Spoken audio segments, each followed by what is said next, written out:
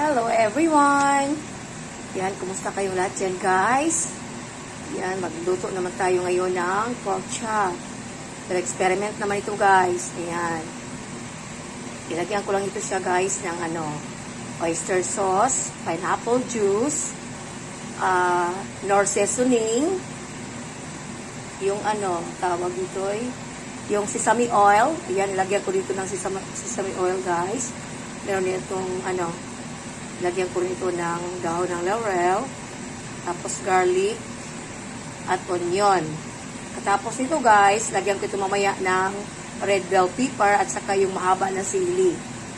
Ayan, at lagyan ko din ito ng tomato sauce. Mamaya na guys, pagluto na siya. Ayan. Mamaya pala, lagyan ko rin ito pag malapit na siyang maluto. Ayan, para hindi ma-overcook yung ibang ingredients. Ayan na ang ating pork chop guys. Ayan, nilagyan ko na siya ng tomato sauce. Konti lang guys, hindi marami. Ayan, at itong sili na mahaba. Kasi kakainin ko ito siya guys. At gusto rin ng aking anak, merong anghang na kunti. Ayan, malapit na yung maluto guys. Kunti lang talaga. Ayan, lagyan ko ito ng kunting tubig, pero marami ang pineapple juice. Kasi masarap ang pineapple juice guys. Pero hindi ko ito lagyan ng pineapple slice. Ayan. Yung pineapple juice lang. Ayan siya guys.